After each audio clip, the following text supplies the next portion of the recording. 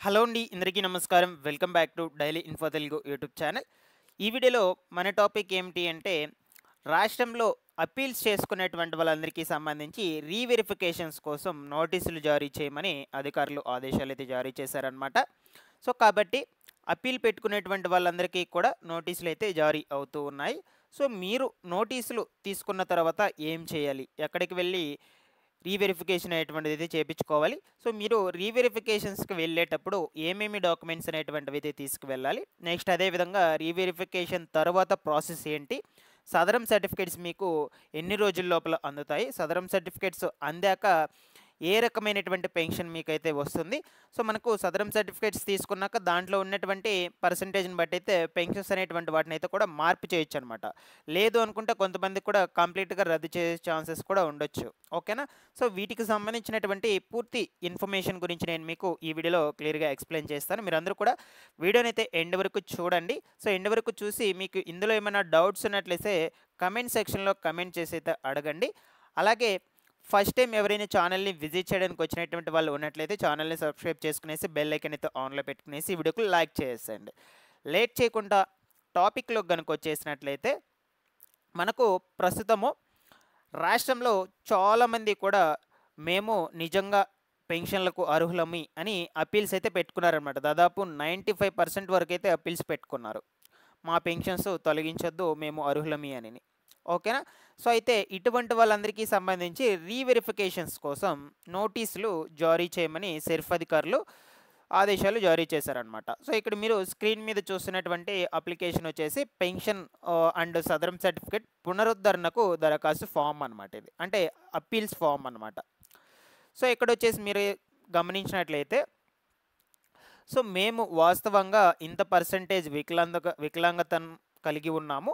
So ఇన్ని సంవత్సరాల నుంచి అయితే కలిగి ఉన్నాము. కావున మాకు మరోసారి డాక్టర్ల చేత రీవెరిఫికేషన్ చేయించుకోవడానికి అవకాశం కల్పించి మా యొక్క పెన్షన్ అండ్ సదరం సర్టిఫికేట్ పునరుద్ధరించవలసిందిగా కోరుచున్నామని మీరైతే అప్పీల్ పెట్టుకో ఉండాలన్నమాట. ఇప్పుడు మీకు నోటీసులు రావాలి అంటే ఇది అప్పీల్ ఫామ్ అనమాట ఇది. ఓకేనా. సో ఇక్కడ క్లియర్గా మీ యొక్క ప్రాబ్లం మొత్తం కూడా మెన్షన్ చేసి అయితే అప్పీల్ పెట్టుకున్నట్లయితే దీంతో పాటుగా యాడ్ చేయవలసినటువంటి డాక్యుమెంట్స్ కూడా మనకి ఇక్కడ క్లియర్గా మెన్షన్ చేస్తున్నారు. ఇక్కడ చూడొచ్చు. సో పాత సదరం సర్టిఫికేట్ జెరాక్స్ అంటే మీకు ఇదివరకు ఇచ్చుంటారు కదా, రీఅసెస్మెంట్ తర్వాత సదరం సర్టిఫికేట్ ఇచ్చుంటారు కదా, ఆ సదరం సర్టిఫికేట్ జెరాక్స్ అయితే పెట్టాలి. అండ్ అదేవిధంగా అదర్ జెరాక్స్, పెన్షన్ కోల్పోయినటువంటి నోటీసు. ఓకేనా. సో దాని తర్వాత వచ్చేసి దాని యొక్క జెరాక్స్, బియ్యం కార్డు జెరాక్స్, ఫోటోలు 2 ఇవన్నీ కూడా యాడ్ చేసి మీరైతే అప్పీల్ పెట్టుకో ఉన్నట్లయితే ఇప్పుడు మీకు రీఅసెస్మెంట్ కోసం మళ్ళీ నోటీసులు అయితే జారీ అవుతాయి అన్నమాట. ఓకేనా. సో మ్యాక్సిమం 95% వరకు చాలామంది కూడా అప్పీల్స్ అయితే పెట్టుకో ఉన్నారు. మీకు అందరికీ కూడా నోటీసులు అనేటువంటివి అయితే జారీ చేస్తారు. సో మీకు నోటీసులు జారీ చేసిన విధంగా ఏవైతే నోటీసులు జారీ చేస్తారో ఆ నోటీసులో క్లియర్గా అయితే మెన్షన్ చేసి ఉంటారండి. సో మీరు ఏ హాస్పిటల్ దగ్గరికి వెళ్ళాలి, ఏ టైంకి వెళ్ళాలి, ఏ డేట్కి వెళ్ళాలి అని క్లియర్గా మెన్షన్ చేస్తుంటారు. సో మీరు ఆ టైంకి ఆ డేట్కి వాళ్ళు మెన్షన్ చేస్తున్నటువంటి హాస్పిటల్కి వెళ్ళి అక్కడ రీవెరిఫికేషన్ అయితే చేయించుకోవాలన్నమాట. సో కొన్నిసార్లు డాక్యుమెంట్స్ అన్నీ కూడా తీసుకొని వెరిఫికేషన్ అయితే చేస్తారు. కుదిరితే కొంతమందికి ప్రాపర్గా టెస్టులు కూడా చేసేందుకు అవకాశం అయితే ఉండొచ్చు అనమాట. ఓకేనా. సో మీరు రీవెరిఫికేషన్కి వెళ్ళేటప్పుడు ఏమేమి డాక్యుమెంట్స్ తీసుకొని వెళ్ళాలి. సో ఫస్ట్ వచ్చేసి మీకు ఇదివరకు ఇచ్చినటువంటి సదరం సర్టిఫికేట్ ఖచ్చితంగా తీసుకువెళ్ళాలండి. దాని తర్వాత మీ యొక్క మెడికల్ రిపోర్ట్స్. ఓకేనా. ప్రభుత్వ హాస్పిటల్లో మీరు చూపించుకున్నట్లయితే ప్రభుత్వం లేదా ప్రైవేట్ హాస్పిటల్స్, గుర్తింపు పొందినటువంటి ప్రైవేట్ హాస్పిటల్స్లో చూపించుకుంటారు కదా, ఆ మెడికల్ సర్టిఫికేట్స్ అయితే తీసుకువెళ్ళాలి. దాని తర్వాత మీ యొక్క ఆధార్ కార్డు. సో ఈ 3 ప్రాపర్గా అయితే మీరు తీసుకువెళ్ళి అక్కడ ఇచ్చినట్లయితే వాళ్ళు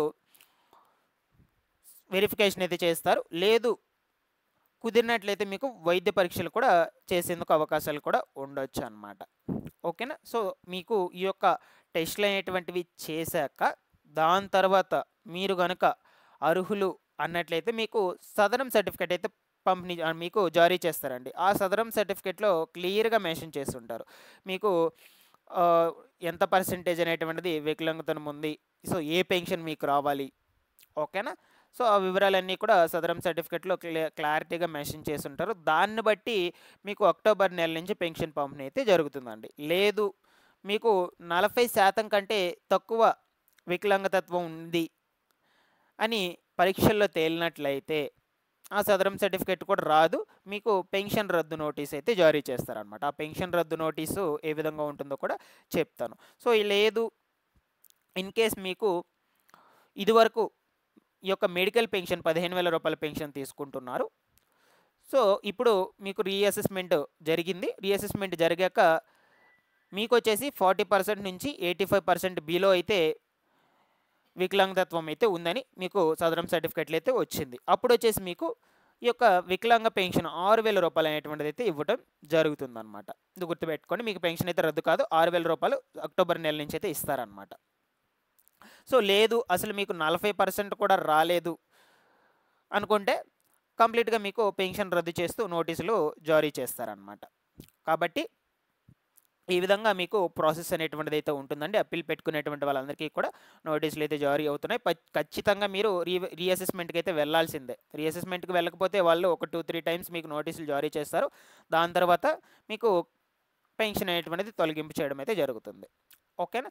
సో ఇక్కడ చూడొచ్చు, మీకు 15,000 రూపాయల నుంచి 4,000 రూపాయలకు కావచ్చు, 6,000 రూపాయలకు కావచ్చు పెన్షన్ను తగ్గించడానికి ఈ విధమైనటువంటి నోటీస్ అయితే మీకు పంపిస్తారనమాట. అంటే మీరు ఈ పెన్షన్కు మాత్రమే అర్హులు, అంటే మీకు ఇంత పర్సెంటేజ్ మాత్రమే. ఇక్కడ చూడొచ్చు 40% మరియు అంతకంటే ఎక్కువ తాత్కాలిక వైకల్యం ఉంది కాబట్టి, సో ఇక్కడ చూడొచ్చు వృద్ధాప్య పెన్షన్కి మార్పు చేయడం అయితే జరిగిందని మనకు క్లియర్గా మీకు ఇచ్చినటువంటి నోటీసులు అయితే మెన్షన్ చేస్తుంటారనమాట.